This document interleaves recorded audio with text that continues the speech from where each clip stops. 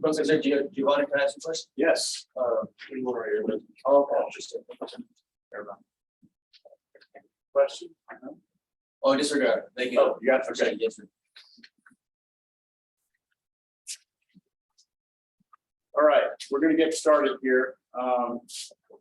Before you ask any questions, I'm making some slight adjustments to the homework assignment. I know some of you may have already started it, but for I'll put this on the board so it's very clear. For 1.3.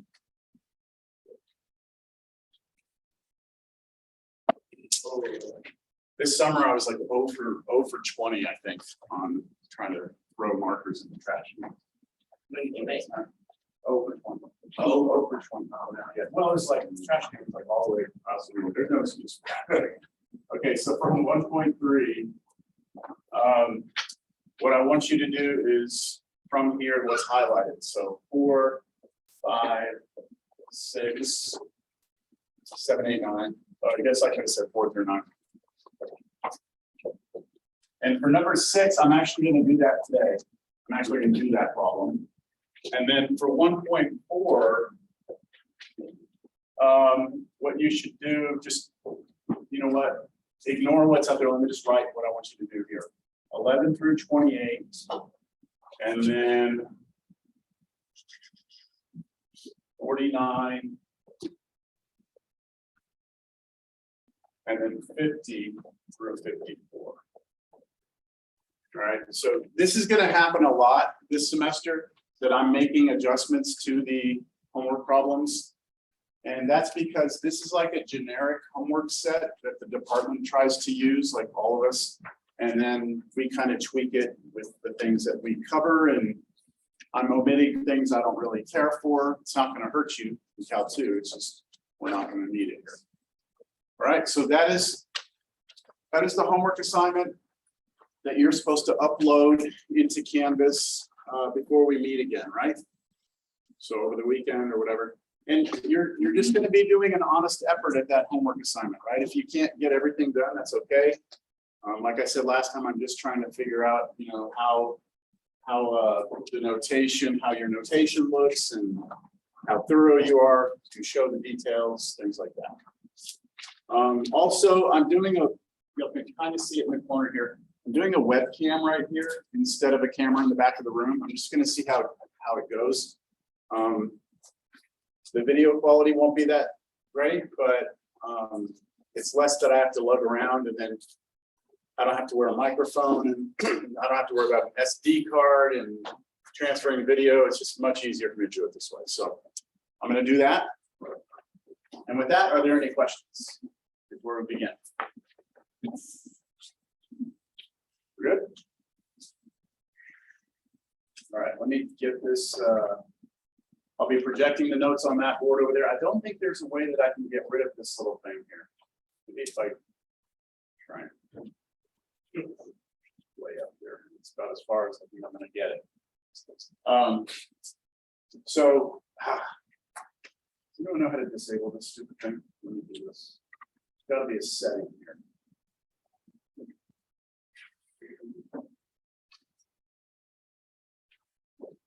Can I just fill this? Anyone know Windows? Nah, I can just click and then eventually go to it. I think you have to right click on it. Oh, manage interests? What's that? Whoa, Oh, manage interests, I think. which one is it? Oh, news and interests, I think. Is that what that is? Yeah. The very top. But Oh, below. okay, there it is. Open on hover. There we go. Thank you. That was driving me freaking crazy yesterday. All right, let's get down to business. I need to turn this projector off. See, I have to do this in the right order. I'm gonna mess everything up.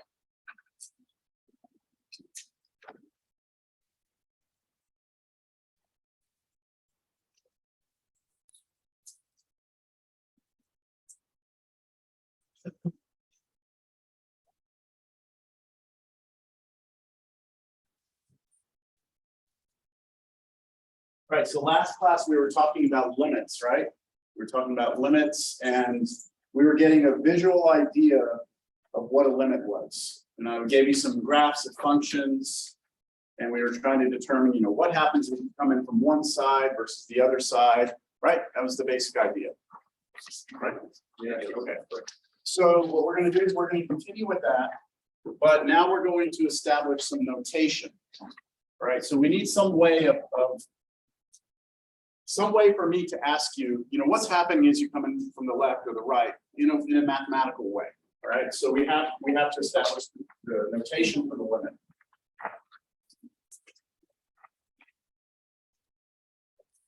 Here we go.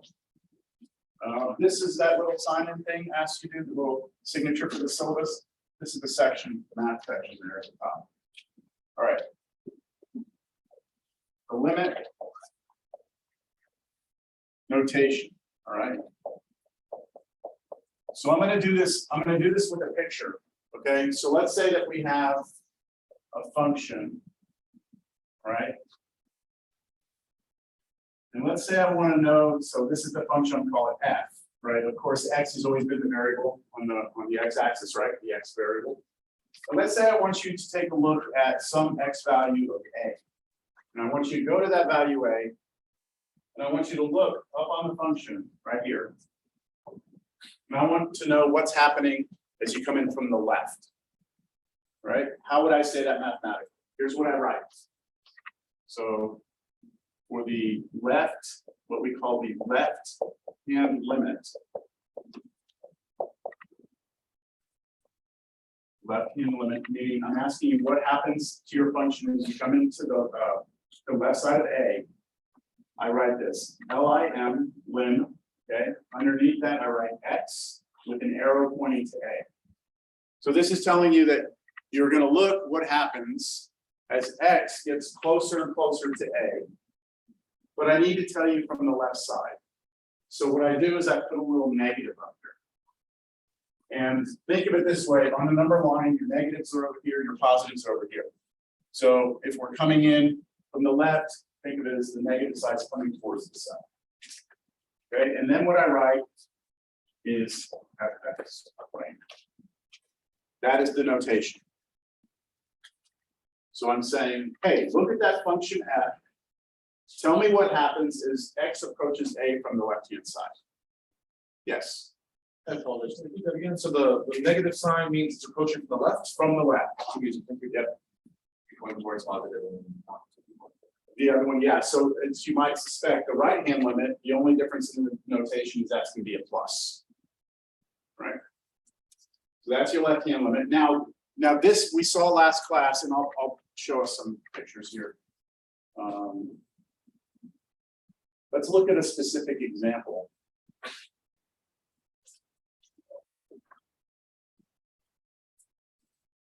Which one should we look at? No. Yeah, this one. I'll zoom in because I know it's hard to see.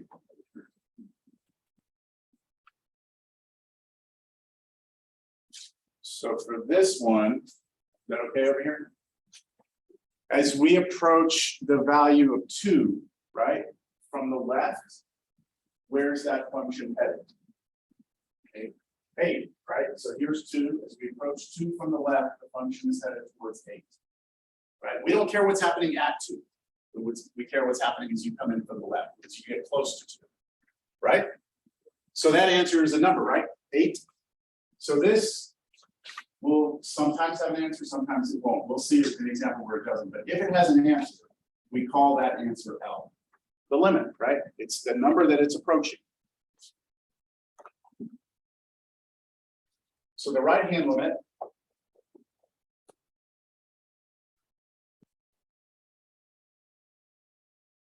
has a slightly different notation. It's just lim. X approaches A. So this is an arrow, but we say X is approaching A from the right, plus symbol up there of this function. What would the answer to that? What would the answer to this be for that particular example? If I tell you to approach 2 from the right, 4, right? That's where that's headed. 4. So again, this could have an answer, a numerical answer. In that case, we call it L. So are we clear? On that example, If we approach 2 from the left, the answer is 8. 2 from the right, the answer is 4. Right? So what if I write this down? What if I just write when x approaches a, f of x, and I don't put a plus or a minus here. I don't tell you which side, right? Then that's not incorrect notation on my part. What this means is that you have to check both sides, right? You have to come from both directions. And if both directions go to the same number, then you can say the answer is L. So this is, let me write it below here. For this means check both directions. In other words, do the left and right hand limit, and then you must, or they must be equal, sorry. They must be equal to have an answer here.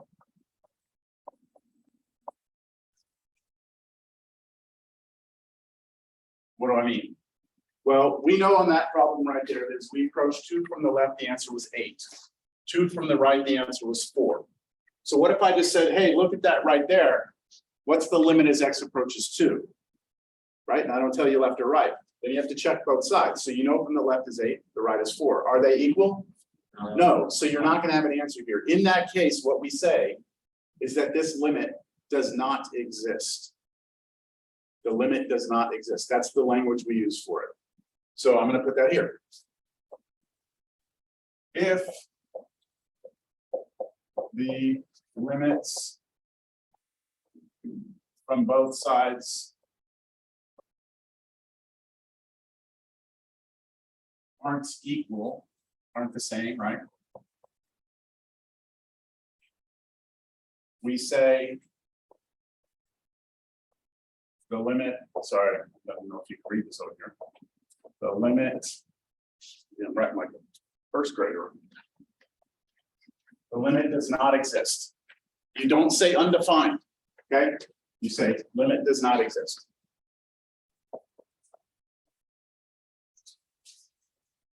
Does not exist.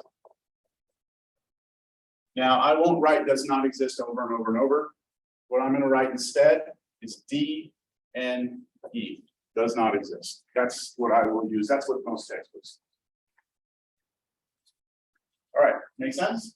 So for that problem there, as we approach 2 from the left, it's 8. 2 from the right, it's 4. If we just approach 2, it doesn't exist.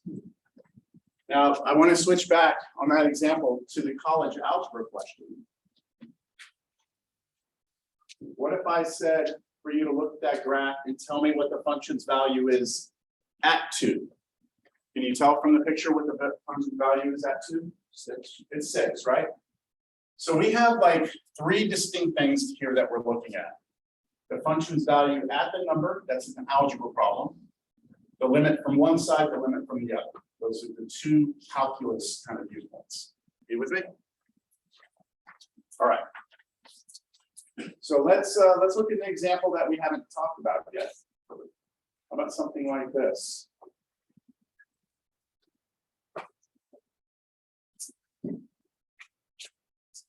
I want you to look at that function, and here's my question to you. I'm going to put the question on the board. So looking at that example,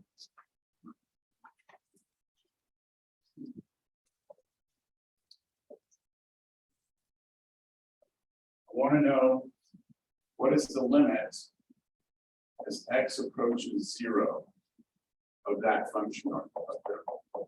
So can you even see where 0 is? It's the origin, right? What the heck is going on here, right? This is weird. It's a weird graph.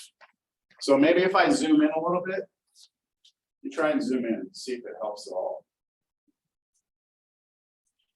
So I zoomed in. Did that get any better in there? Not really, right? We zoom in a little bit more.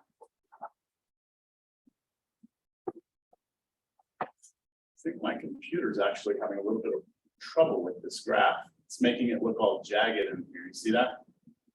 My computer's freaking out. It doesn't know how to handle this. So there's something going on though, right? When I ask you what's that limit as x approaches 0, I want you to check both sides, right? Coming from the left and the right. So if you come in from the left, like initially, looks like it's going up and down. And it's kind of smooth, but then it seems like the closer you get to 0, the more of these you have, right? And so can you tell me from the left that it's headed to one point in particular? Is it headed to one value? No. It keeps going up and down, right? So you can't say, oh, it's headed to 0, because maybe if you move to the side a little bit more, it's going to be up, right? You can't say it's up here at 1 because later on it might be down. Does that make sense? So from the left, the limit, what? We would say does not exist. And from the right, the limit does not exist. All right? So to answer this question for that graph, you would say this limit does not exist. I'm just giving you this example because I want you to realize that there are times when your limits just don't exist at all, right? It's an interesting function. Let's look at another one. Okay, so my computer had trouble with this. Let's go to Desmos. We do it here. There we go.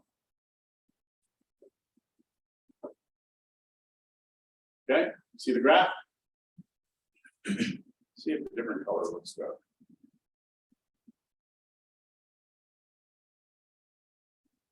Trying to get as much contrast there. All right, so take a look at that one. Let's ask this question. I'm going to erase this here. What is the limit as x approaches 0, let's say from the left? What do you think? So we want to venture a guess here. If you're on that function, you're heading towards 0 from the left. Negative infinity. Very good. So it's diving down, right? It's diving down, down, down, down. Right? So does it make sense that it be headed to negative infinity? Okay. Okay, what about the limit x approaches 0 from the right of this function? Positive infinity, right? Because as you come in from the right, it takes off, right? It takes off, goes up and up and up and up.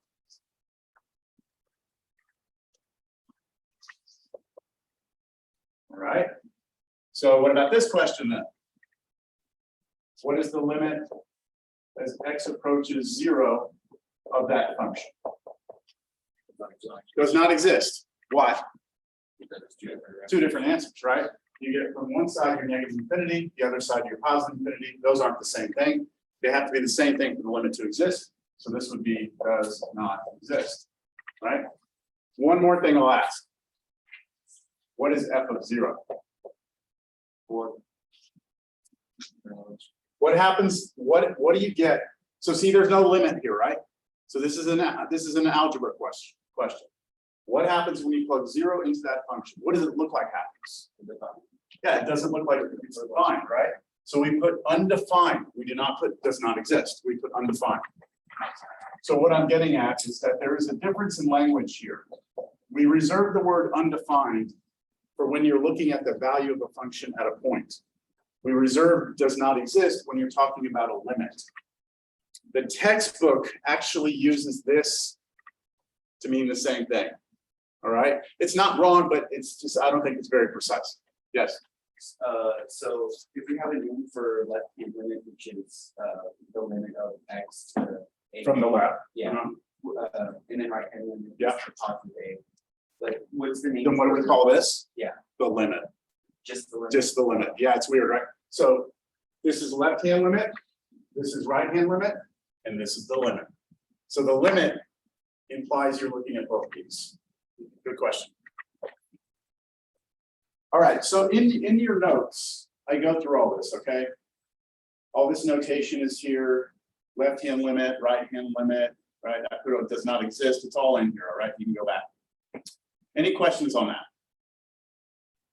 All right, so now this is a fun one, all right? Everything I've done so far, I have given you a picture and asked you for a limit off that picture, right? Now what I'm gonna do is I'm gonna give you some conditions of a function, and I'm gonna ask you to draw the function. Make sense? Instead of me giving you the picture and saying, what are these limits? I'm gonna give you the limits, and you tell me the picture. So let's try it. It's gonna be fun. I think I have an example ready to go here, so that way I don't have to write it on the board. Wait a minute, where is it? I need to zoom out.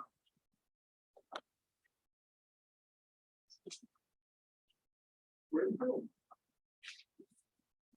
Oh, there it is. Okay.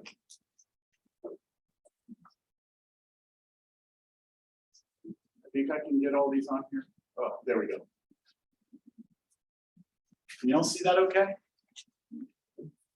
All right, so I want you to draw a function. Or we are going to draw a function that satisfies all of these conditions. Right? So let's look at the first condition. It says the limit as x approaches -2 of the function must be 3. Right? What does that mean? It means when I draw this picture, as we look at -2 on the x-axis, I don't want to start drawing it yet. I want to kind of talk through this first, but here's -2, right? That first condition says that when I approach -2 from which side? Doesn't say, so both sides, right? That it has to be headed to where? 3. So can you imagine that somewhere when you draw this graph, here's 3? That when you draw the graph, your graph's going to have to come in from both sides like this. As you approach -2 from both sides, it's got to head towards 3. You'll kind of see that? Okay, what about the second condition? When x is -2, the function is 0. So they're giving us an actual point on the graph, aren't they? Let's go ahead and put that on there now. Because that's part 2. There's no like guessing. When you plug in -2, the function spits out 0. So I should have a solid dot right there, shouldn't I? My graph will be in blue, okay? How about condition 3? I'm approaching 1 from which side? The left side, right? Or left side, correct? And when I do that, I should be headed towards -1. So I'm not going to do this yet. I'm just thinking through this. Let's just say this is 1, right? And as I approach it from the left, it has to head down to -1. So it should be coming in like this. Understand? Like this. And then condition 4 says as I approach 1 from the right, it should be headed to 2. So it should be headed up here to 2 up here. Question, yes. For the first one, wouldn't it be a good idea to put a hollow? I'm gonna do that. Yeah, I'm gonna show you how I'm doing. I'm just trying to get us to see it first before I start putting any of this stuff on there. How about the 5th condition? When that's other points. That's another point, right? When I plug in 1, I get what? 2. Okay. So when I plug in 1, I know I get 2. I can put a solid dot right here. How about the 6th condition? As I head to 4 from which side? The left. So here's 4 out here somewhere. As I come in from the left, where is it headed? To infinity, right? It's going like this. And as I come in from the right of 4, condition 7, where is it headed? To 0, right towards the x-axis. Yeah. And then what about the last condition?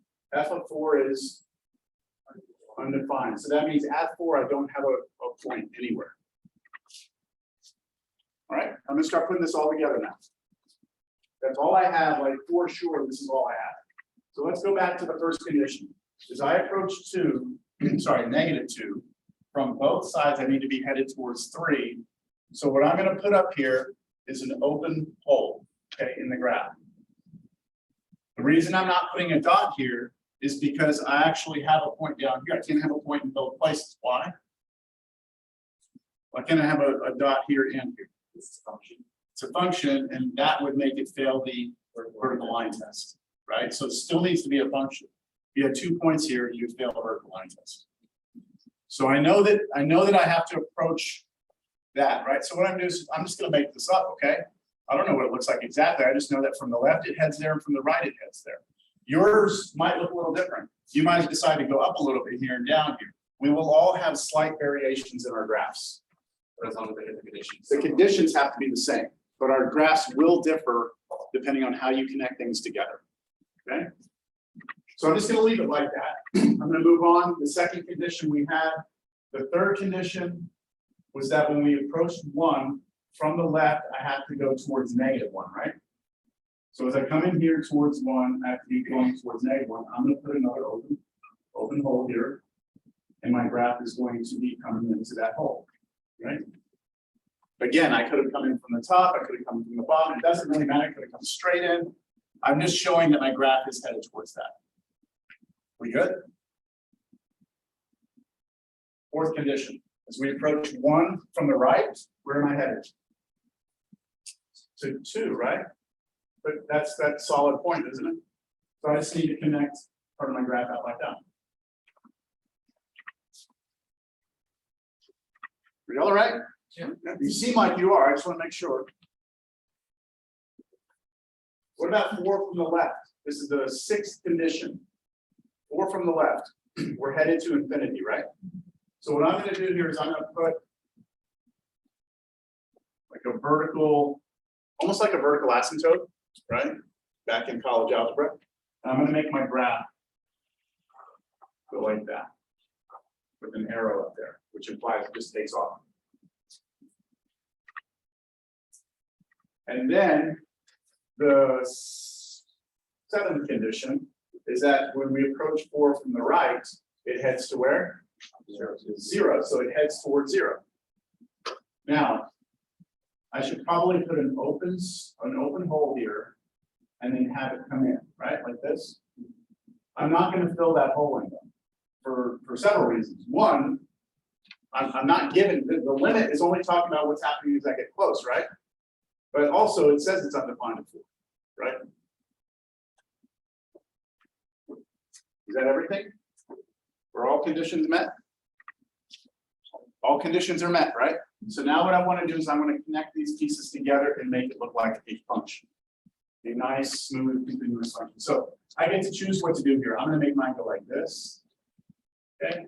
And then I think I'm going to try and connect these together like this. And then here I'm going to make this go like that. And then here I'm just going to decide to go up. There we go. There's my function.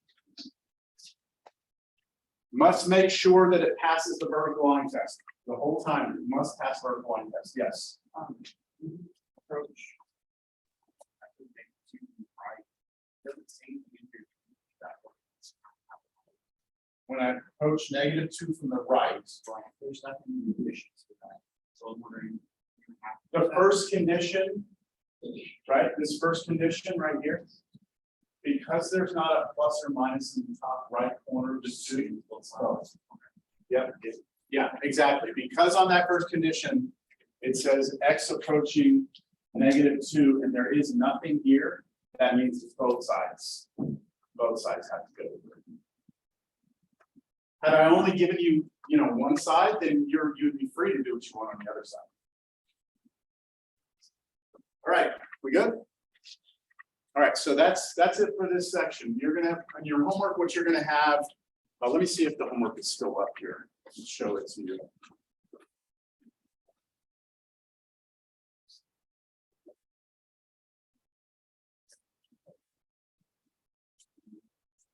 I'm just kind of breeze through it real quick. So in the homework, I know it's hard to see, but they're going to give you a graph and they're going to ask you for some limits. So you're going to look at that graph and say, hey, what's happening as x approaches 1? And then you look at the graph and you kind of investigate it. Let me see if I'll zoom on here.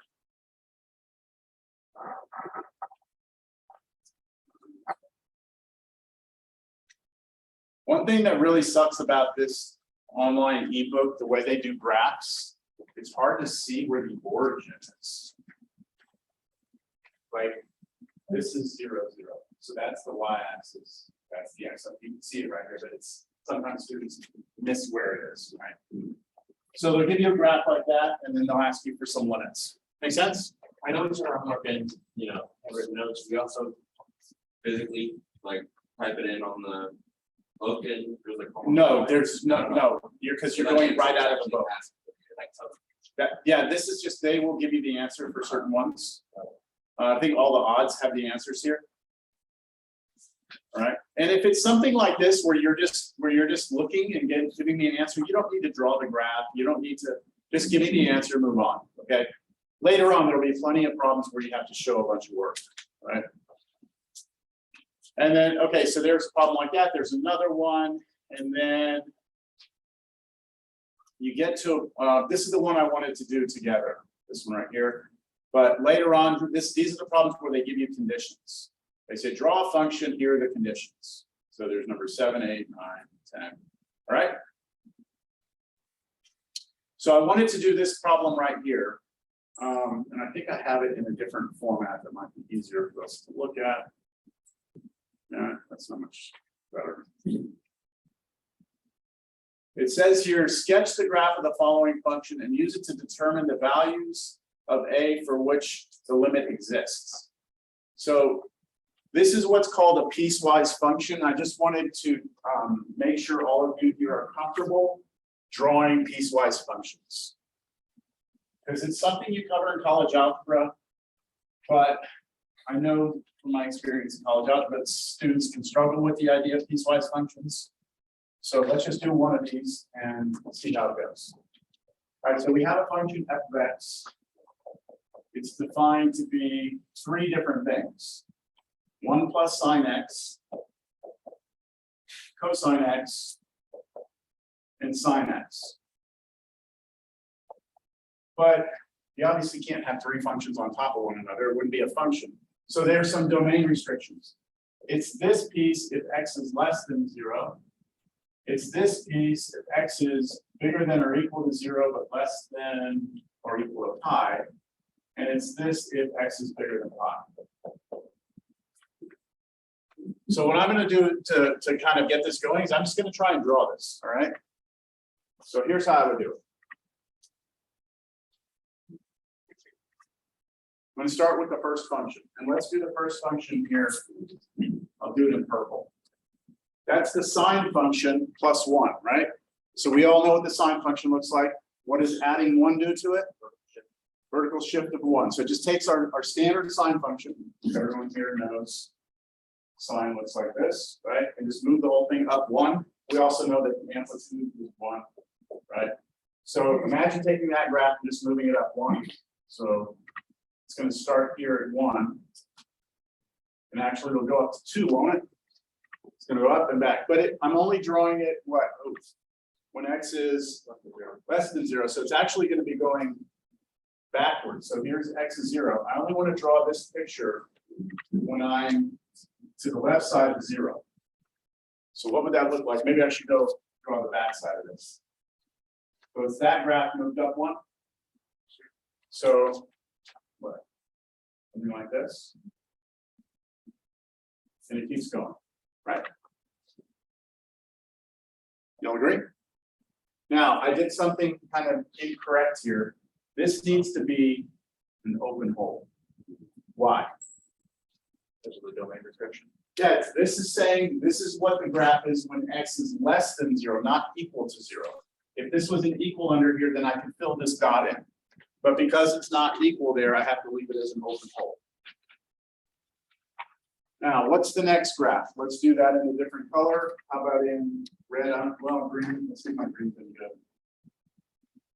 It's the cosine function between 0 and pi. So again, I expect everyone here knows what cosine looks like. It's cosine, right? It starts at 1 up there. Period of 2 pi for all of these.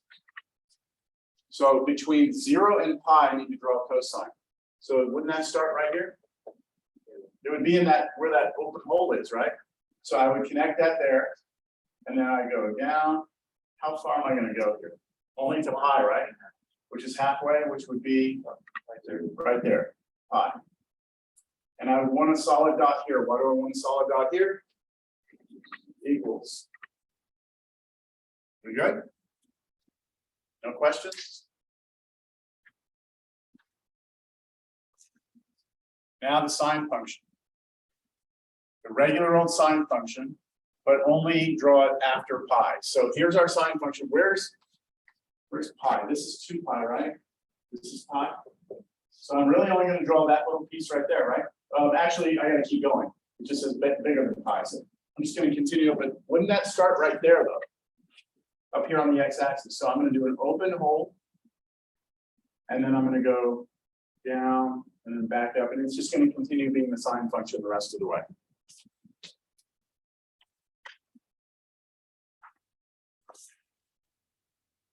Questions on how I did that? What was this asking? Sketch the following function and use it to determine the values of A for which the limits for which the limit exists. It wants us to figure out, where does the limit exist on this function? Where does it exist? So remember, the limit is you go to a point and you check to see, are you headed to the same place from both sides, right? So imagine just picking some arbitrary point here. Right, imagine I just take this point right here, I call that A. Boom, go to that point. Does the limit exist there? Why? Because both sides. Both sides approach the same point, don't they? Right? Okay, what if I make my A here? Same thing, both sides approach, right? What if I put it here? Both sides approach the same point, right? Here, both sides approach the same point. Do I ever have a problem? Yeah. Where? At pi. That's the only place I have a problem, right? That's the only place. At pi, the limit does not exist, right? The limit does not exist at pi. Everywhere else, it exists. So this is asking us find where it exists. So we would say everywhere except pi. How do we say that? We can say it several ways. I'm going to say it this way. The limit exists on the interval -infinity to pi union pi to infinity. Isn't that one way of saying every number except pi? This is called interval notation. So if you take any number to the left of pi or any number to the right of pi, the limit will exist there. The only place it doesn't exist is at pi. Good? All right, now we're done with 1.3. We're going to get into 1.4 now.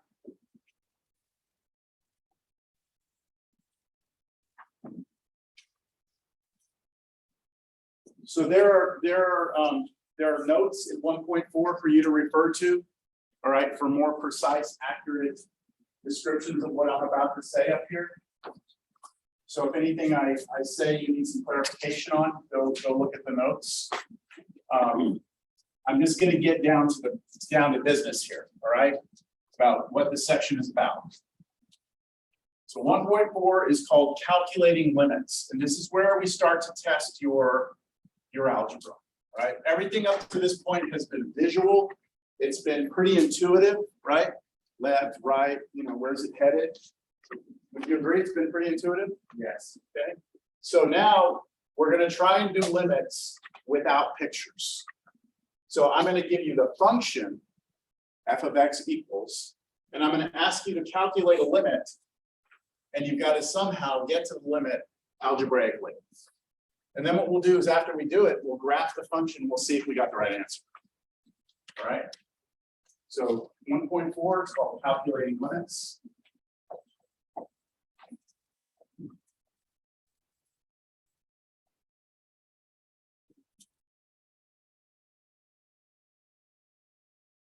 So there's a bunch of rules, right? In terms of what are called the limit laws. I will kind of describe them as we go through the problems. But I want to get to the main idea to start a limit. So there's this thing called direct substitution. Direct substitution. Let me explain what it is, all right? I'm going to explain it in a very simple way. Let's say I'm asking you to take the limit, And I want you to let X approach, let's just go with 3. That means I want to know what's happening as we approach 3 from both sides, right? And normally I put here f of x, right? And I draw you the picture, you can tell me visually. But now instead of giving you like f of x in a picture, I'm actually going to give you the function. I'm going to stick it right here. So what if I tell you that the function we're looking at, right? So this right here, this is not part of the notation. I'm just telling you this is what f of x is. Let's just say it's x squared minus x. Okay. So do you see I'm giving you the algebraic function instead of the picture of the function? And I'm asking you what happens when you let x go to 3? Well, direct substitution says what you do for every limit ever, when you're calculating a limit, you always try direct substitution first. It means plug 3 in for x, right? Just plug in 3, see what happens. So if I plug in 3 here, what do I get? 9 minus 3 is 6. And hey, guess what? That's your answer. All right. There's no issues here, right? There's nothing bad happened. Now, if you don't believe that that's what's going on, if I go and graph this function for you, you go back to Desmos. If I go graph this function, x squared minus x, okay, there's the graph. And I was approaching 3, right? Do any of you use Desmos? Do you know that if you hover over the y-axis, hit the shift key and drag down, you can change the scale of just the y-axis? You can do the same thing on the x. Hover, shift, drag.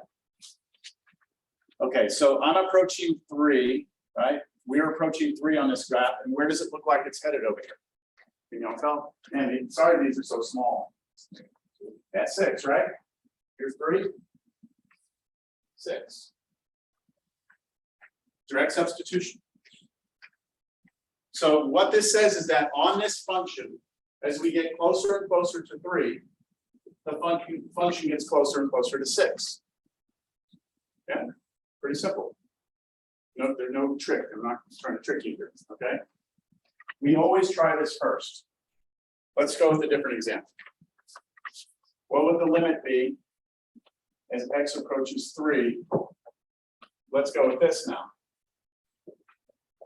X squared minus 9 over x minus 3. Let's try direct substitution again. 0. Yeah, so something's wrong, right? What are you getting when you try and plug 3 in for x? On top you get, on the top you get, 0. and on the bottom you get 0. And isn't this what the whole motivation of calculus was? This idea of you trying to get around the 0 over 0? But I told you that last class, like that's what Newton was basically trying to do, is figure out, is there a way to handle 0 over 0?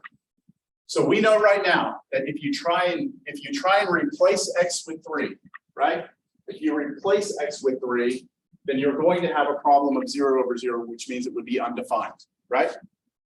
But see, are we actually letting x become 3? What does this limit mean? X is doing what? Approaching 3. We talked about the sea world, the sun, right? What does it mean to be close to 3? See, we can get close to 3 as long as this number is not 3. This is defined, right? If this is a, let's say it's 3.01, that would work, wouldn't it? We wouldn't get 0 over 0 anymore. If it was 2.999, that would work as well. That's the beauty of the limit. The limit is going to allow us to approach 3 without actually ever getting there. Let's say that again. The limit will allow us to approach 3 without actually ever getting to 3. So this is a problem. From now on, when you see this, when you do a limit and you do direct substitution and you get 0 over 0, here's what I want you to think. That this is bad, and that now you need some sort of algebra or some sort of trick. All right? Your answer right now does not exist. It's not undefined. It is welcome to calculus. This is where it all starts to happen. We know that this is a problem. We know it's a bad situation, and we need to do some sort of algebra trick that's going to allow us to figure out what this limit is. All right? So let's go back to this. We know it's bad. What sort of algebra could you do? Y'all see? There's kind of an obvious algebra that you can, or algebraic manipulation you can do in the numerator. Factor it, right? What is that called up on top? Difference of squares. So you can factor that, right? That can factor to be x plus 3x minus 3. Right now I'm trusting that looks familiar, right? And on the bottom, x minus 3, right? And then you can cancel these, right? So I want to take a huge time out right now. Okay, I want to take a huge time out. Yeah, I hate to pause right now, but we need to. That's a pause. That's a pause button, all right? So I want you to look at something real quick over here. I'm going to give you two different functions. I'm going to give you the function f of x, which is equal to 1. That's a constant function. No matter what you plug into it, it always spits back what? 1, right? It's boring, right? Plug in 10, you get 1. Plug in -5, you get 1. Plug in pi, you get 1. No matter what you plug in, you get 1. I want you to look at this function. G of x equals x over x. My question is, are these the same functions? What? I heard what? You don't think so? I see a couple of people saying yes. I want everyone to think about it for a minute. No matter what I plug into this, I get 1, right? Can you say the same thing here? No, why? 0. You can't plug in 0. If you plug in 0, you get 0, 0, right? But then someone else is going to argue, well, wait a minute. Can't I just cancel this? I mean, isn't x over x just 1, right? Right? Okay, so I'm bringing this up because when you do cancellation, whenever you've done that in the past, there's always a little fine print. You know the fine print when you read something and it's got the fine print little star, you're supposed to go down and read that. Like, if you sign this, we're going to take your firstborn child, right? Like this stuff that you don't read at the bottom. Any time in your life in the past that you've ever canceled factors, there's always been a small print. I can only cancel these if I guarantee that neither one of them is ever 0. So this cancellation is only valid if I promise you that x will never be 0. Then you're allowed to cancel. You probably didn't know that, right? In college algebra, I don't know. Did anyone's professor in college algebra tell them that? That you can only cancel factors if you promise that they never will be equal to 0? No, yes and no, like we still did it, but we always kept it in the back of our minds that when the denominator was 0, then you had to like rethink about it. Exactly. Once it goes away, like you can cancel, but you always have to remember that that was there. Okay, and that potentially you can plug an x value and that could screw it up later and mislead you. So these two functions are not the same. They are not the same functions because this function is defined everywhere. If I graph it, here's 1. It looks like a flat line, just like this. That's the graph of this function. This function looks like this. It's flat, boom, hold, and it goes both directions. See, they are almost the same. But this one has a hole at 0, this one does not. And it's because the x over x can only cancel if you promise me x can't be 0. Got it? Okay, unpause. I'm about to cancel these factors, right? Which means you need to promise me that they'll never be 0. What value of x would make these 0? 3, right? So I'm only allowed to cancel these right now if you promise me that x won't be 3. Well, is x going to be 3? No. No. Why? Because We're approaching 3. Okay? That's why this is legal. Because we are going to approach 3, not be 3. This has to be here for this to be okay. Okay? At the end of the day, you're just canceling them. But the big picture is that you're allowed to do it because we're talking about a limit. So now that it's gone, okay, now that it's gone, I want to continue to figure out what's going on. So those factors are gone. All that's left is x plus 3, right? Now, what would happen if x got closer and closer and closer to 3 here? Well, that would be a number really, really close to 3. And you would add 3, that would be a number that's really, really close to what? 6, right? No matter, I mean, as I get closer and closer to 3, you add 3 to it, it should get closer and closer to 6. So this limit is equal to 6. Am I saying that I'm ever going to get to 6? No, I'm saying I'm getting closer and closer and closer to 6. I think we should look at the graph. I'm going to graph that function. X squared minus 9 over x minus 3. Okay, there's the graph. And we're approaching what? 3. Wonder, is there a way to make these guys bigger? Let's see I want the grid guys to be bigger. I don't see it. In the figuring next to the, yeah, that one. Ah, there it is. Oh, that's it? That's all I get, huh? All right, well. Y'all see the 3 there? Do y'all buy the fact that as we approach 3 from both sides, it's headed to 6? Right? There's something wrong with Desmos, and I can't figure out why they haven't figured out how to do this yet. This Desmos is so powerful. If I hover my mouse over this thing, click. Do you see that it's giving me the value, the input and the output? Y'all see that? Watch what happens when I get to 3. I went too far. May not be. Oh. I don't know if I'm able to do it. I'm having to zoom in. There we go. What does it say? Undefined. There's a hole there in that graph. Right? There's a hole. So if we take a look at the function, f of x equals x squared minus 9 over x minus 3. If I ask you to plug 3 into this, that's undefined, isn't it? It's undefined at 3. You are not allowed to plug 3 into this. You will get 0 divided by 0. It's undefined. However, if you let x get close to 3 from both directions, the graph should head to 6. And do you see that we can figure that out with just this factoring and canceling? Right? That's the idea here.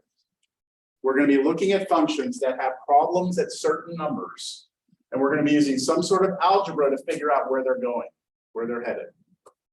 The algebra is just going to get tricky. You good?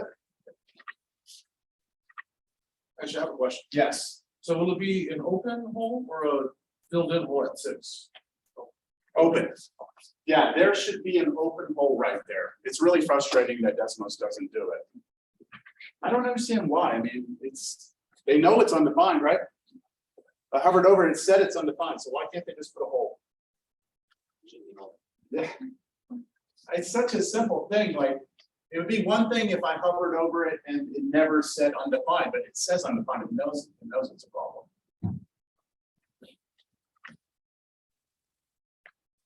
All right, let's do another one. I have a bunch of examples. What's going to happen is each example is going to have some different sort of algebra required.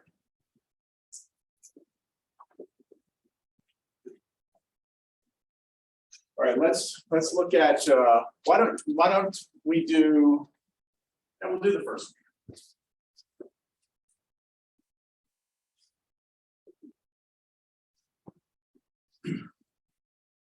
So I'm going to do limit. X is approaching 1, and we have x squared plus x plus 2 all over x plus 1. Yeah, that's the problem.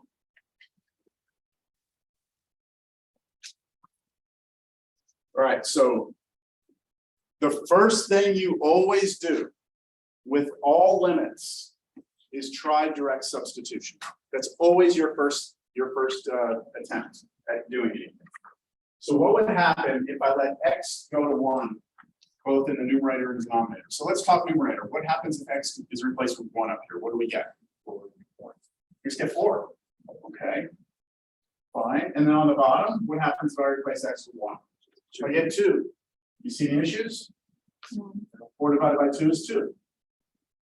And that's your answer.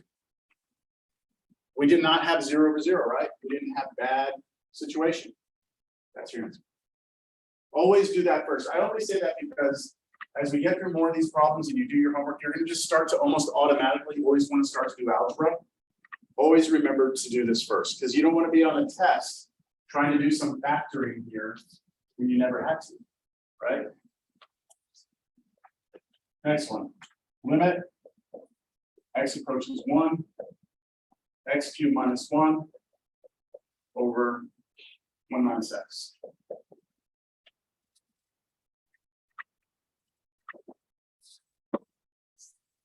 Try your direct substitution. What happens up top? 0, bottom, 0, 0 over 0, bad, right? This is bad. We're going to need some algebra. We're going to need a trick. Somebody in here on the first test is going to get 0 over 0 and say undefined or does not exist, and they're going to move on to the next problem. And they're going to miss a ton of points on that problem because that's exactly what you're not supposed to do, right? 0 over 0 means you got to do something now, all right? There's something that you need to do. All right, so what worked for us in the previous problem? Factoring, right? So can you factor anything here? Yes. What can you factor? The numerator is what do you call it? Difference of cubes. College algebra, right? There's a formula for this. It's in your formula sheet, but I'll put it here. You have x cubed minus y cubed. This is x minus y times x squared plus xy plus y squared. That is the formula for the difference of cubes. Math 1414 college algebra. Remember ever seeing that? You look familiar at all? Yes. There's another formula for sum of cubes as well. If it's a plus here, then this becomes a plus right there. This becomes a minus. And the last term is always positive. So that's the sum of cubes formula, difference of cubes. I'm going to use this one right here. For us, what's x? X is x, right? And what's y for us? 1. So I'm going to use this formula replacing all the y's with 1s.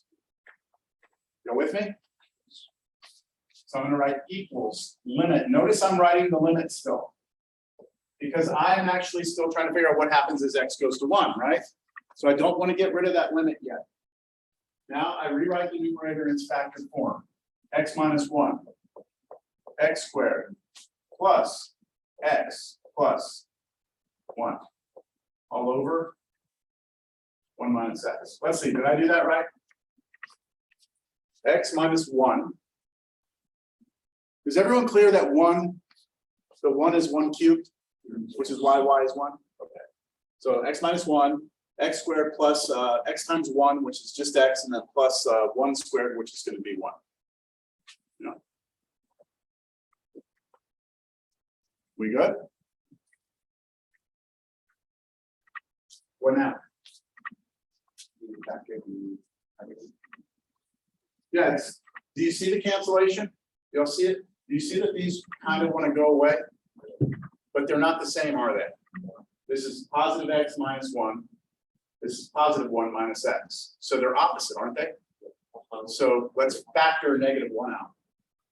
We can factor negative 1 out of this one or out of this one. It's completely up to you.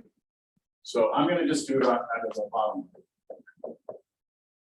What do I mean by factor negative 1 out? Just let me write it and then hopefully we'll work from later. So x squared, oops.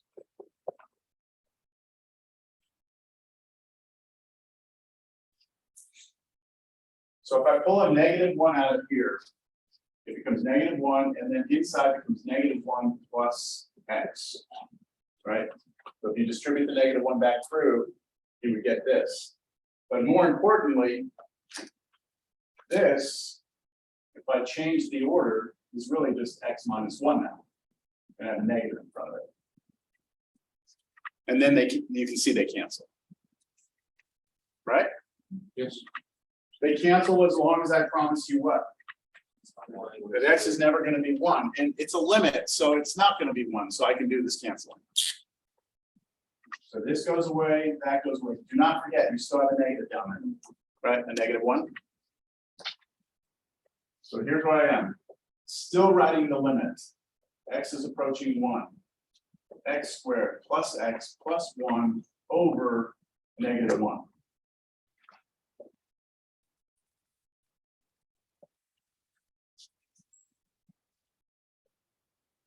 Let X go to 1 now. See if you have any problems anymore. I don't think you do. What do you have? Up top, 3, bottom, -1.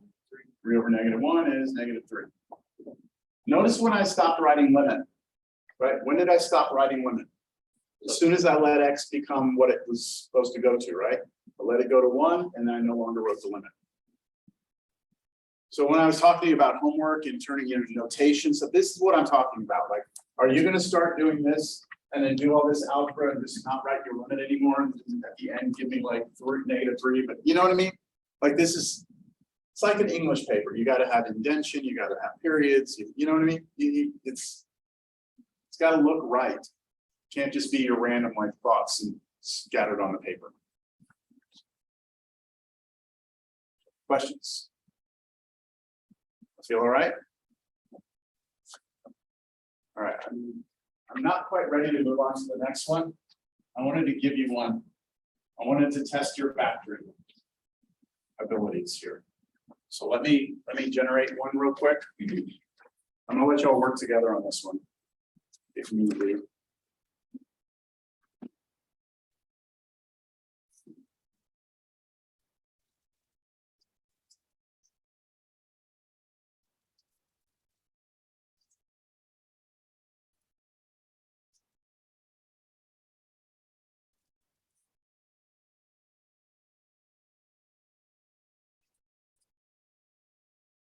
All right, let's do this. I need my glasses. I can't see this.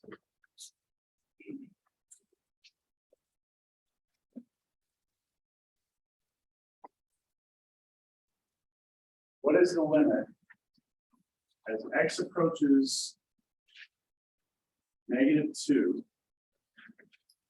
of 3x cubed minus x squared minus 12x plus 4 over 2 plus x.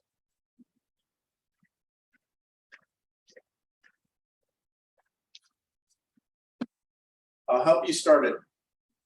And then I'm going to have you talk to each other about how you're going to go about doing this, all right? So first thing I would do is plug in -2, right? -2 for x. The bottom is 0, right? Okay, now that's not enough for you just to start saying bad algebra, because later on we're going to have problems where the bottom is 0 and the top is not 0. We do something different. So you got to check that we get 0 both top and bottom. So the bottom is 0, right? When we try this. This is headed towards 0 on the bottom, and on top, let's try and do it mentally. What's -2 cubed?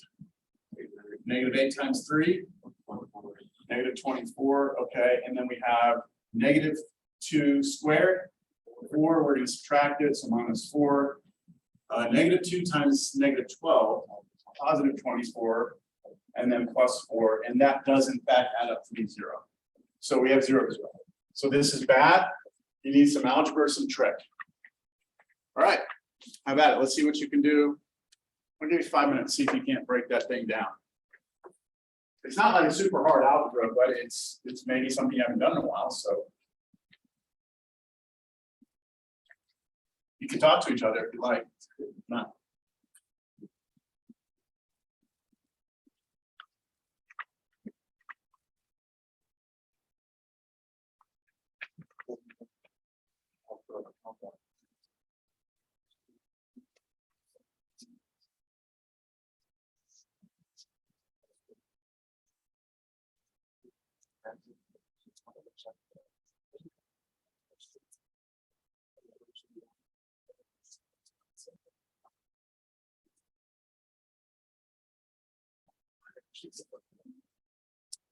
Those syllabus sign things, I'm just coming around and grab those.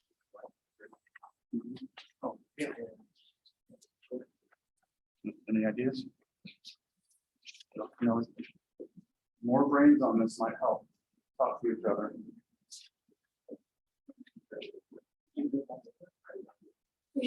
Oh, that's your thing.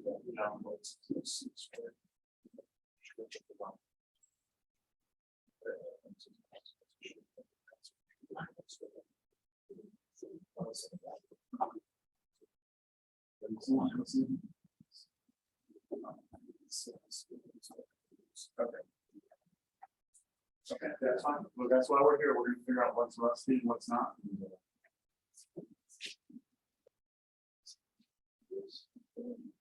There you go. There you go.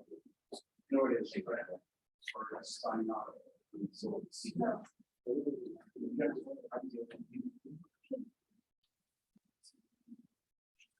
y'all want a hint or no? Want a hint or? Sure. Grouping? Factor by grouping?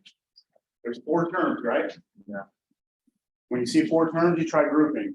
First 2 terms, second 2 terms. Does that sound familiar? Yes, it does. Oh, sorry about that, yeah.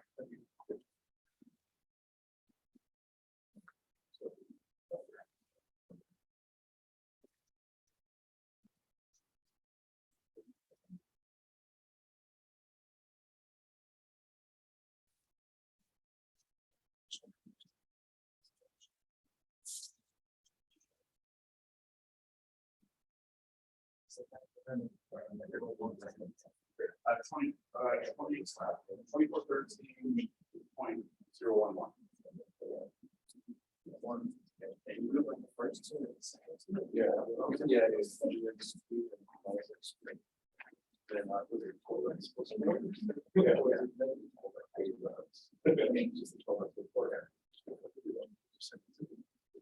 While you're working it out, I'm going to actually do the grouping over here silently. All right.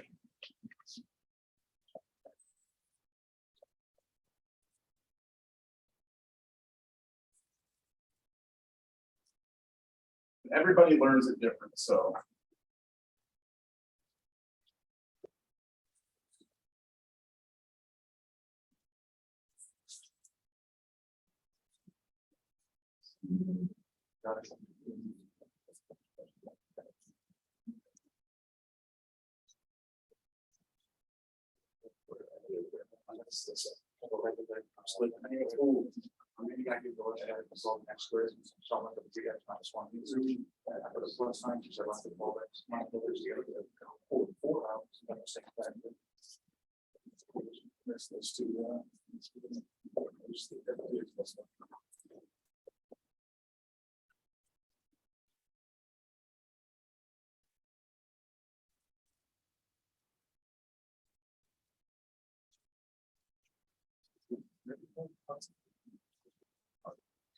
So,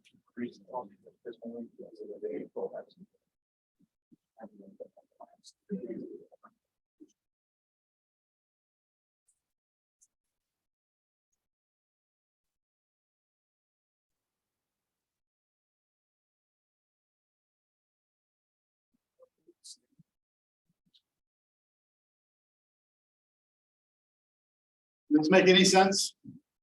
That look familiar to you all?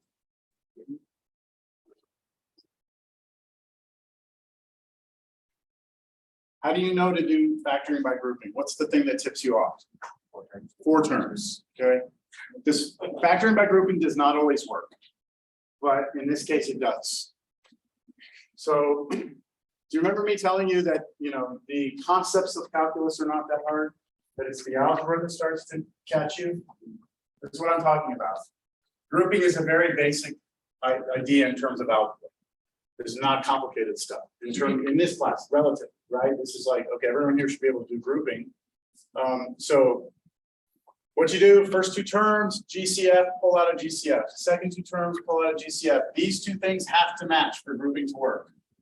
And then once they match, you pull that out, and you're left with whatever terms are in front, or whatever factors are in front. You put those in parentheses, and then that's the difference of squares and factors further. I'm going to continue unless somebody has a question on that.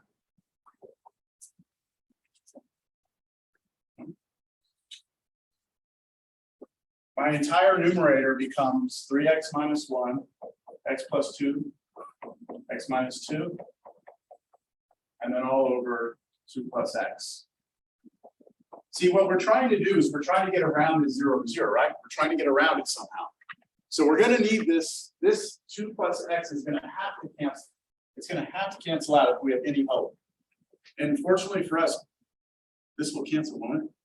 X plus 2 is the same as 2 plus x. I can change the order of those, it doesn't matter. So can I cancel those now?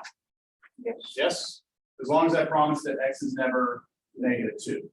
But it's a limit, so that's kind of implied that I'm not going to let it ever be negative. And once I get that cancellation, then I can actually let x approach -2.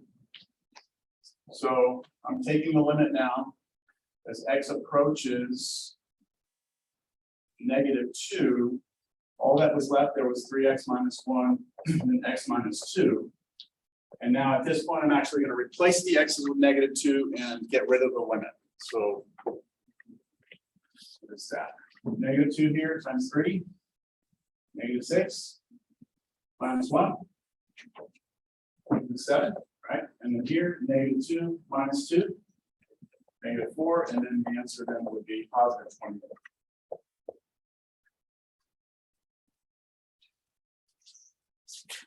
So if I were to graph this function, right? If I were to go on Desmos and graph this function, here's what I can tell you. At -2, you would have a hole.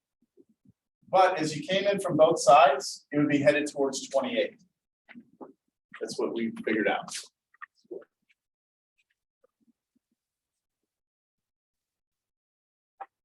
Last class. Trying to motivate the idea of, remember the drive from here to Austin? I was talking about, what would it take to talk about the speed at a specific point in time? And we said, well, it looks like we probably have a speed, but at that instant time, we get 0 to 0. How could we ever figure out what the speed was at 0 to 0? What we're seeing here now is that even when we get 0 to 0, we are getting meaningful answers, right? And that's where we're headed with this. But we need to be able to do this mechanically before we can start applying it to anything. All right, we're just in the baby steps of algebra here. So let's get to the next example. What I'm trying to do here with these examples is give you a variety that gets you prepared for the different types of algebra you're going to have to face. So the next one is limit x approaches 0. So far, factoring has been our saving grace, yes? Factoring has.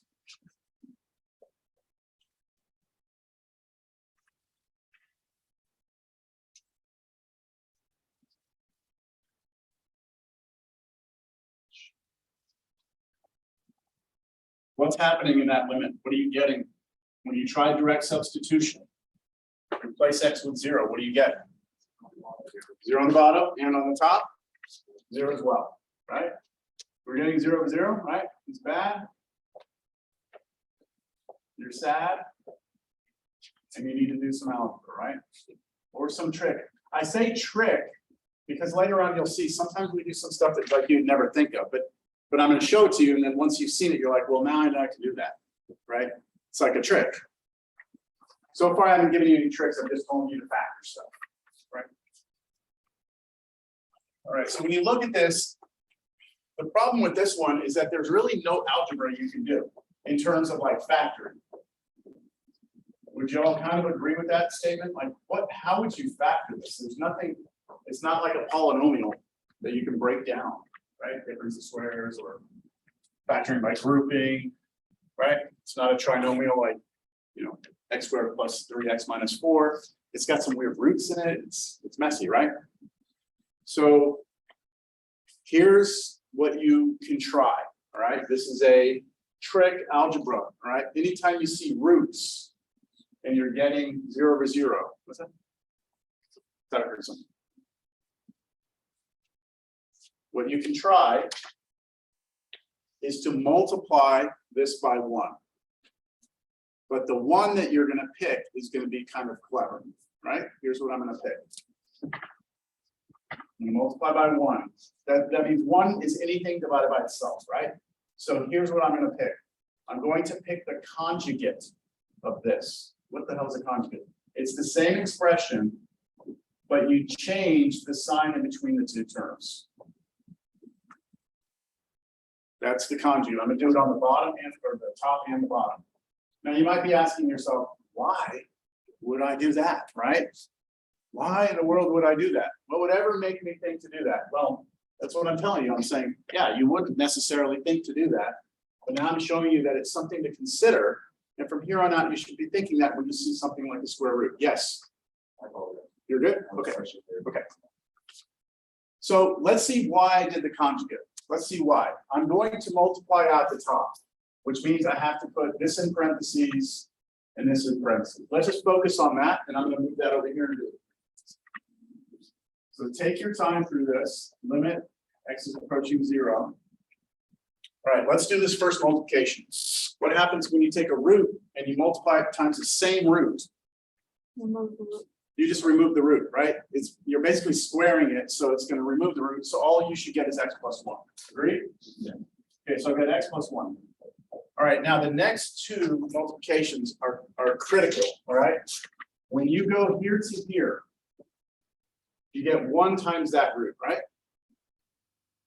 But then when you do the middle one, you're going to get -1 times that root, which means they cancel. That's the whole beauty of the conjugate, is that your middle terms always cancel. So knowing that, do we have to show? You don't have to write it. Okay. Yeah, in fact, I prefer when you don't, because that means you understand the whole reason you use the conjugate was that your middle terms aren't going to factor in at all, right? So I'm going to ignore the middle terms because they cancel. And now I'm going to go to the last multiplication, which would just be what, the -1 times the +1. So what do I get? -1, right? Now on the bottom, do not multiply through. Okay. I know that you can do x if you can distribute the x through here and here. Do not do that, and you'll see why. But we only want to multiply the top through. So I'm going to do x on the bottom. I'm going to put in parentheses that conjugate. The whole reason I don't want to multiply this x through is because I'm trying to get rid of this 0/0, right? And so this x term is what's causing division by 0. So if I push it through, I'm going to be like trapping it with other stuff. I'm going to keep it over here so that hopefully it cancels. And do y'all see it does? Right? These ones cancel. So I get limit x goes to 0. I've got an x on top. I've got x over the square root, parentheses, square root x plus 1 plus 1. And now these two can cancel out, right? Be careful, when you cancel those, what's still left in the numerator? A 1, right? So when you cancel those out, our next line is still the limit, right? Still haven't gotten rid of that limit. I have 1 over. Now on the bottom, I got rid of that x, so I don't technically need the parentheses around this anymore. But there it is. Now, let x go to 0, right? We want x to go to 0. What happens when you replace x with 0? 0 plus 1, 1. Square root of 1, 1. 1 plus 1, 2. 1 divided by 2, 1/2. 1/2.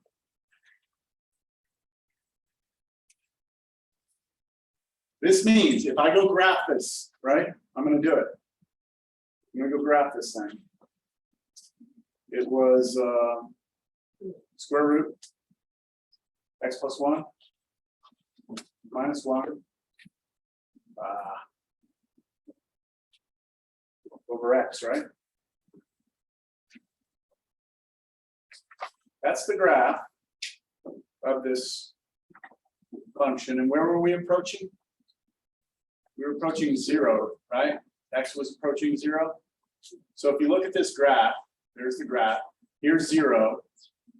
Can you see that from the left and from the right, I'm approaching 1/2? Now, if I click on it and drag, what's going to happen when I get to 0 on this? Undefined. Good. It's so hard to get to 0. There we go. Got it. And see, it even has a hole. Do you see the little hole? It's so hard about just including that in the graph. Okay, whatever. All right. So far, right? We've done some algebra to solve this 0 to 0, we've done factoring, right? We've done difference of squares, we've done grouping. This was weird, we had to do a conjugate, right? Let's look at the next one.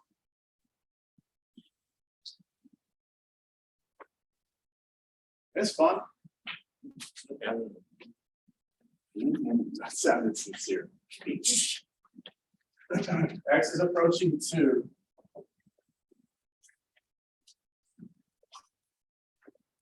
Limit. X is approaching 2. We've got 1 over x squared minus 1/4. All of that divided by x minus 2. Oh, wow. Okay, that's a mess.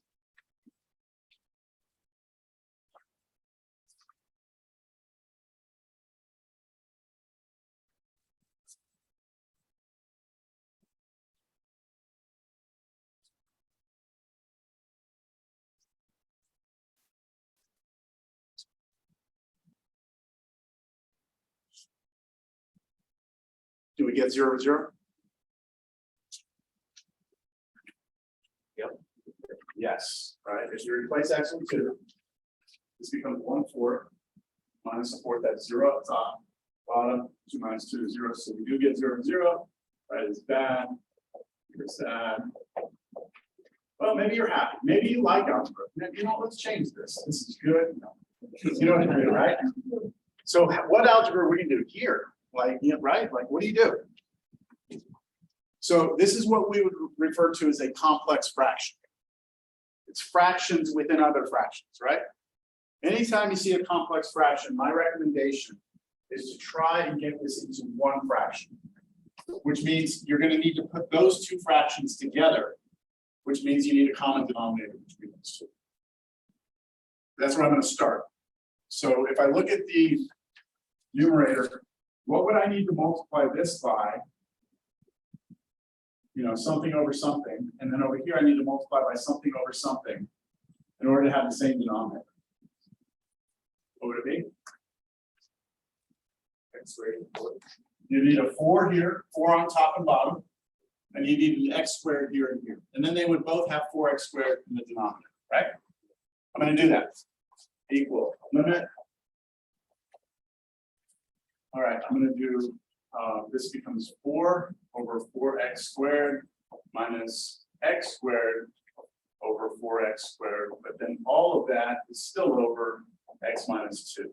And I'll just put up here what I did. I did x squared here, x squared here. I did 4 here and 4. All of that was so that I could combine those two fractions together since they now have the same denominator.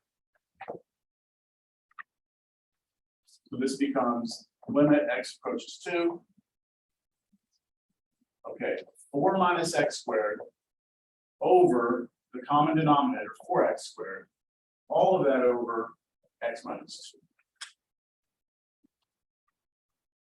Do I need to clarify anything there?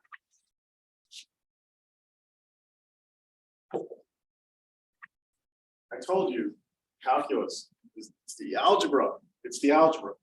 If your algebra is like really, really rock solid, calculus can almost seem a little easy, at least in the limit parts, because your algebra is just so good. What now? Let's see. Does anyone see it? Pull a negative 1. You pull a negative, -1.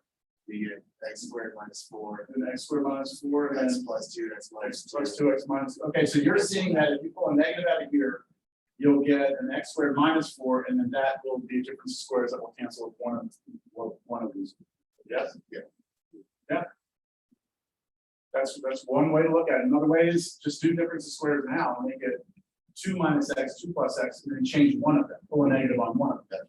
Either way, you need to see, everyone needs to see that that 4 minus x squared is going to help us cancel this factor. So, guys, there's just so many ways you can go from here. I'm going to just do this. I'm going to do different squares now. I'm going to go 2 plus x, 2 minus x up top. And then I'm going to have a common denominator. And then all of that is over x minus 2.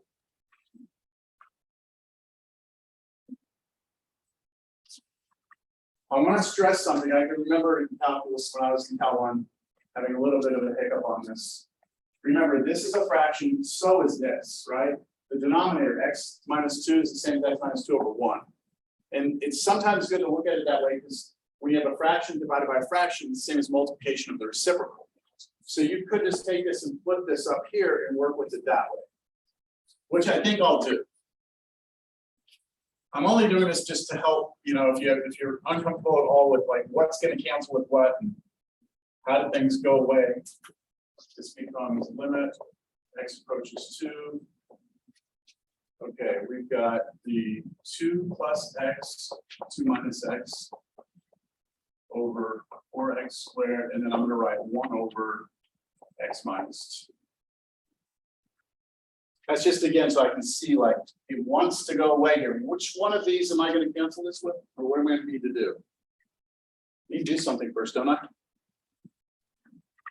Those don't cancel yet, do that. They're off by a sign. Right? This is positive 2, negative x. Positive x, negative 2. They're opposite.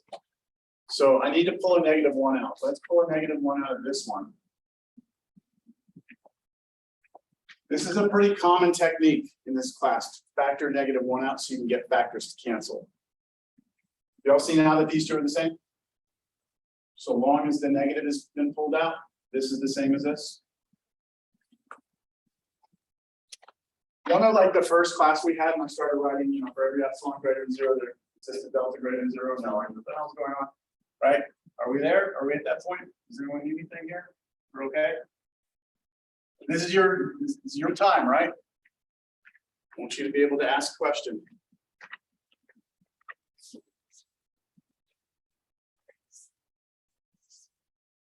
Yes? Almost ready to run this limit. Limit x approaches 2. What's up top? All I have up top is the 2 plus x, right?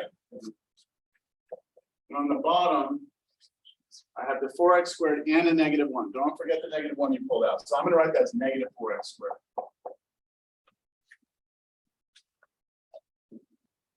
Let x go to 2. Up top, 4. On the bottom, minus 16.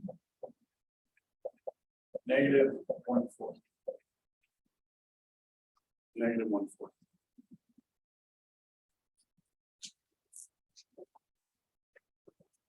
So we've seen that you need to do algebra-wise factoring, conjugate.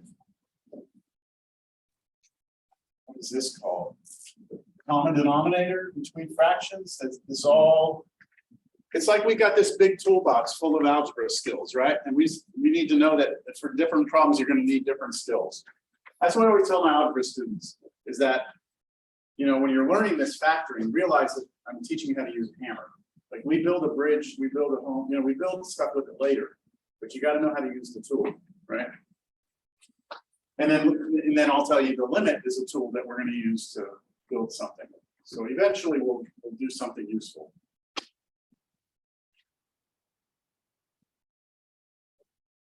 Let's do this. Let's let this one be our last one for today. And then I'm going to cut you loose. This the homework assignment for 1.4 is so important to you for you in your growth and understanding and development in this class. So make sure you work hard on that section 1.4 homework. We're doing E. Notice we're changing the variable to t instead of x. With limits, it doesn't matter what you call your variable. It's a dummy variable, it can be any letter you want. Or t minus t squared over 2 minus root t.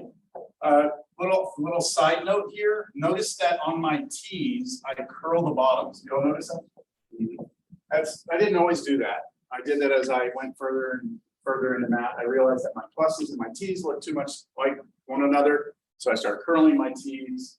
I also changed something where I started to strike my z's because they look too much like my 2's. So if you're engineering, you'll be doing a lot of this. These are little things you might want to start kind of adding to your notations to help you later.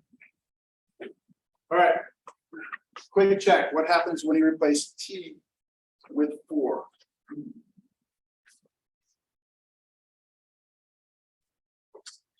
0, 0. Okay, so we always check that first.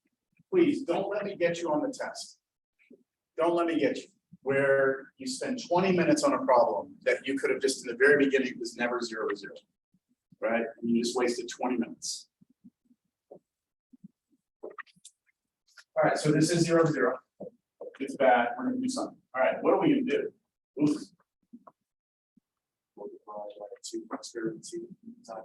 Okay, so you want to do conjugate because I told you conjugate, right? Is that a legal move? Can we multiply the top and bottom by 2 plus root t? Yeah, sure, it's legal. Okay. That's the thing about this is that you can do anything that's legal. It may or may not get you where you're going, but you've got to try something. So I'm all for that. Let's go for it. That's all right. We're gonna go. It's gonna happen. We're gonna make it happen. All right. So we're gonna take this, and I think you did that because you saw the square root and you're thinking conjugate. Yeah. So let's multiply by the conjugate 2 plus root t, 2 plus root t. All right. I see you take that limit, but it. With you every time. Go to the next equal, we have to correct that every time. Limit every time until the very end when you actually let it become what it is, right? When the x becomes 2 or the t becomes 4 or whatever it is. Bring it with you the whole time. Now, if you go to the side and like you write something like scratch work, right? And then you're doing some factoring over here, that's fine. And then bring your answer back, but always have the limit. Yeah. Okay. Please, let's do it. I put them in parentheses because we have multiple terms. So we're gonna have to. Ooh, man. Okay, so look. The conjugate here is to help us make the denominator look better. Do y'all agree with that? This conjugate here should be, when we multiply these two together, we should get something nice down here. I think it's obvious, hopefully, that if we try and multiply this, that's going to be really ugly. So I'm not going to that. I'm not going to that. I'm going to leave it alone. Yeah, and then I'm just going to hope. Okay, I'm just going to hope that this is going to work. All right, so let's do the bottom multiplication. So the same thing, we know the conjugate has this really nice property, right? That all we have to do is really worry about the first and the last term. So 2 times 2 is 4. And then what do we get for the last terms? What's negative root t times positive root t? Negative t, right? So just minus t.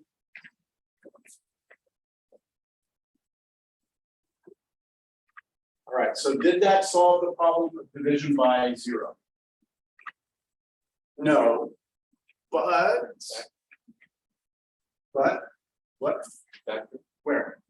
Look at this one right here. What do those both have in them? T. If I pull a T out, what am I left with? 4 minus T. Hey, isn't that 4 minus T? Hey, they cancel. You see that? So now this would go away. So it works. We're not done, right? But this looks like it's going to happen for us. So I'm going to continue here. Equals limit.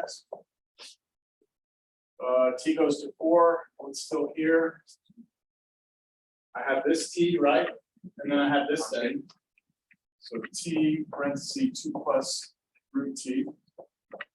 And then over, 1, I don't need it down there anymore. I can't see it. There you go.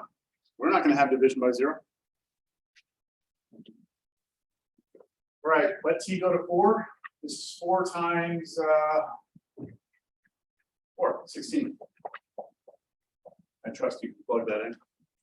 See, this is when I stop writing limit, right here, right at this step. That worked out good, huh? Okay, so now another student decides to do something different, right? What if you don't do conjugate? Here's another thing you could have done, all right, that would also work, but I'm showing you this because it's actually kind of cool. And it's something you should be thinking, you should think like this as a calculus student. Not, I don't mean you should have been thinking like this. I'm saying now after I show this to you, then I want you to think this way. So let me start this out by doing that factoring that we just did. Let's do it right off the bat. Okay, so I'm going to do 4 minus t out and then 4 minus t on in the parentheses. Is that all right? I just pulled the t out of the numerator. I already know I have 0 to 0, right? So I just pulled this t out of here. Yeah. Now the cool thing. You see this? That's a difference of squares. Doesn't look like a difference of squares, right? Normally, difference of squares in your mind is always like x squared minus 4, or x squared minus 25. But it turns out that if you have any two things being subtracted, any two things, doesn't matter what they are. If I take any expression minus another expression, I can always factor this as a difference of squares. If I consider this to be the square root of a plus square root of b, square root of a minus square root of b. Do you believe that? If you don't, try it. What's square root of a times square root of a? A, okay. What happens when I do square root of a times negative root b? I get something, right? But then the middle term will be the opposite of that and then cancel. And then I have root b minus root b, that's minus b. So what I'm getting at is this could be rewritten as 2 plus root t, 2 minus root t. Again, if you don't believe me, just boil that out and you will get back this. And if I do that, do y'all see they cancel right away? I'll stop here, but. Okay, you know what to do for homework, right? I have 2 minutes, maybe 2.5 minutes. Got to a discussion with my daughter. She's like in a kind of a pre-algebra era right now. How old? She just turned 12. Okay. So she's, yeah. So her assignment, they're talking about rational numbers and stuff like that, but let me get to the point. If you were to look at the number line, let's just look at the numbers between 0 and 1. All the numbers that are in here. There's a lot of numbers, right? Infinite number of numbers. My question to you is, what do you think the number is that's right next to 1? I mean, one is there, right? 1's on the number line. What would be the number right next to it? Let's say to the left of it. It's debatable. 0.9. Relative. I'm just asking, is there a number right next to 1?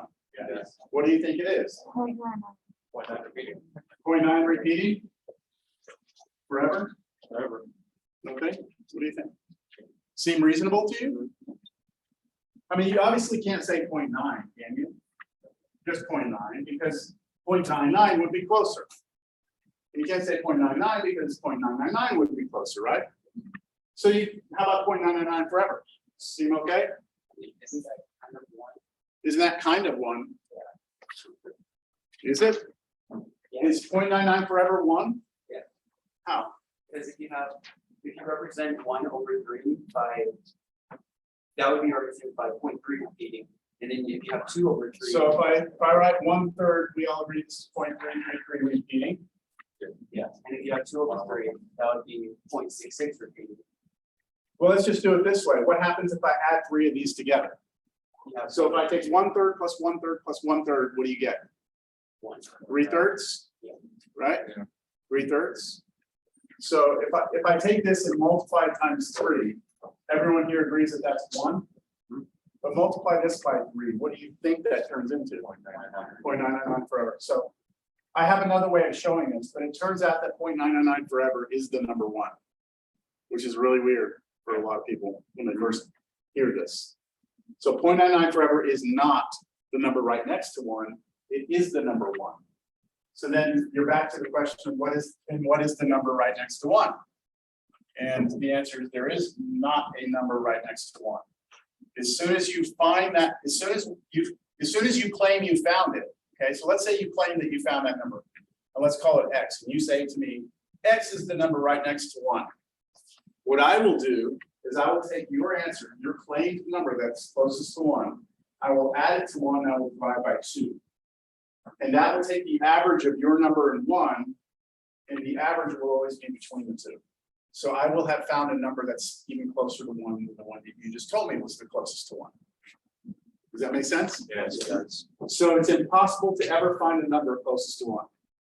Which is why when you're learning about intervals, the importance of having brackets and parentheses on intervals, this is all the numbers from 0 to 1.